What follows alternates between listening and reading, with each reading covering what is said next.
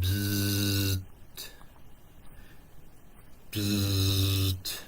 Getting fried, getting fried. The entire earth is being fried. This beaming event that I'm showing you now is going on for over 24 hours. Yeah, for 24 hours. This is not a solar mass ejection or a simple blast from the sun, because the length of time it lasted. Here's the number of hours that have gone by while this beam has been going in. And the initial emanation point is over here, right around between these two objects right here. The initiator of the beam is down here in Antarctica, which it even goes back to the termination point. Everything is pointing right to this spot here in Antarctica itself. It's not pointing to the Hobart. It's not pointing here. It's pointing right here. And these pulsations keep showing up in this spot of Antarctica, as this area of the world has stuff hidden in the ices, antenna arrays and stuff, and some of them are much bigger than the light collectors that they'll look for neutrinos and stuff. They've got a lot of stuff and hidden tech down in these polar regions where we're not allowed to see what's going on. And the nucleation of the cloud condensates, the interaction of this directed energy deployment into the atmosphere, and is clearly is centered around this area. See him right there? You see the timestamp here? Let me see if I can get it all for you guys. This is going to throw off the weather forecast that anybody has done from around the world right now. It's a new ball game. This here is actually going to have an effect to turn that river down there. It runs into another wall here, so the water is going to go like that and then into that, and right into this tropical belt over here. And I'll show you that here a little more close up. But right now I want you to see. Boom. Boom. Within an hour they changed the modulation. Orf did end. And it's a big pep. All the flux lines of magnetism, all the condensation is going right towards a certain spot. You have a device here. You have a ship here. Beam, overlap. This is not a small event. This covers the entire world. Right? It will calm down just a little bit. This is the diversion move.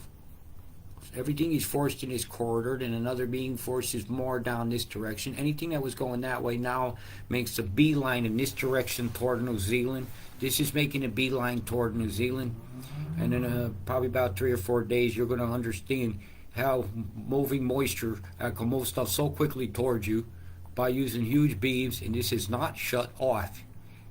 I mean, the Earth would have rotated. This would have been on the front side, back side. The magnetosphere would have been moving the same direction with the Earth under it.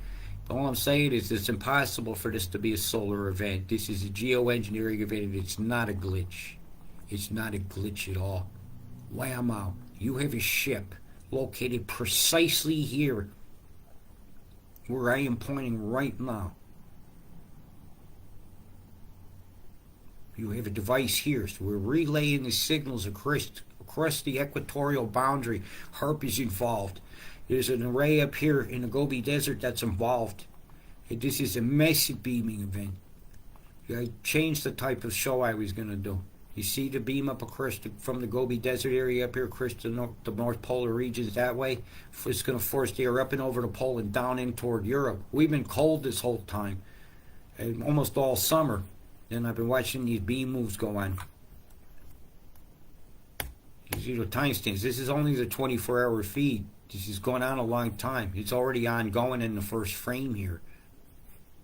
This is scandalous. I'm going to change domains here. You can pipe up Austria, Fiji here, and so you can have a closer look at the emanation point area down here that I was talking about. Whammo. We ain't talking just little beamings here.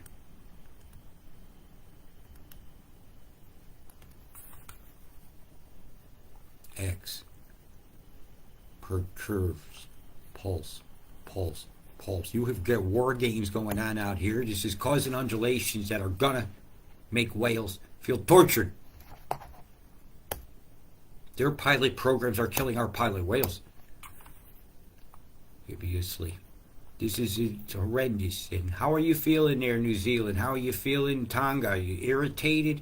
Hey, these volcanoes going to go off. Hawaii. Huge risk. Huge risk for Hawaii going on right now. So I'm going to have to switch domains again. Just to show you guys. I'm very worried about your volcano going full lava and even fountaining because of these beams here. Whammo. Right over the top of the island. Long lasting sweep against, and it actually pushes against the flow of the moisture. We had a beam come this direction and a pulse hit that direction. Seismically, you've had your pimples squeezing. I'd near say that Kilauea is going to give a fountain. You've got 3 spinners going on here in the tropics. One of them's about to get pushed inland with a beam so that this can ride up, gobble the rest of its moisture, and come in towards the Japan. Now this setup right now is for terrible rains through here, and all along these coastline here is this pocket of moisture is moved across the Bay of Bengal and in through Myanmar, Cambodia, Thailand, and Siam in general. And another batch is coming toward Taiwan here. But for all the indications of the beams that she should ride up to Japan is what I see going on. These beams here are absolutely blatantly obvious.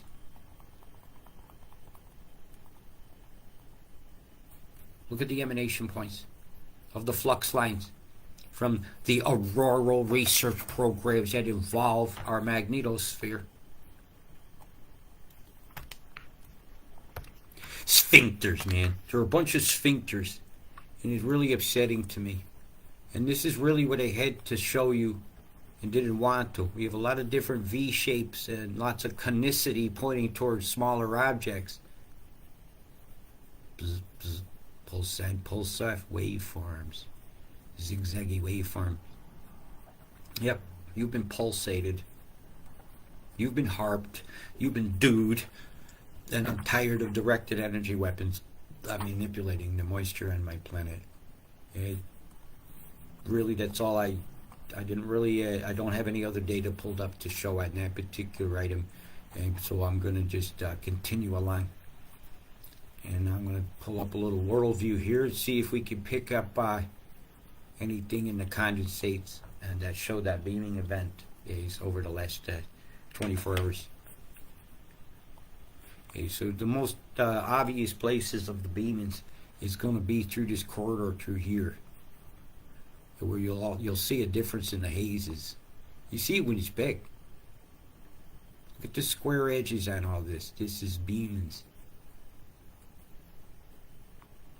Doing this for documentation purposes only, in my own personal have to knows. Squares, squares, squares, squares. A beam went right over the top of you and right down into this Antarctic zone, which is difficult to see because they're not giving me a borderline down here. And when I go to yesterday, the beam was full going on. It was shooting up in a direction like this, where the hazed out area doesn't exist. And up through here, in through this field of stuff and out through here to influence where a pocket of smoke is going to go. Okay, so this is also a barrier to direct the wildfire smoke. The other one came up through here, went through Africa and down. Says what I'm doing now is looking to see in the clouds. What has it done? Is there a gap where the condensates and things moved in the wrong directions? Up through here, yeah. Here's Peg. Should be gently curving through Europe here. Yep, there it is here. Yep, up into the top, spreads out into the pole. Yeah, we do have evidence of this attack upon our planet, upon our consciousness, and upon the ocean water itself.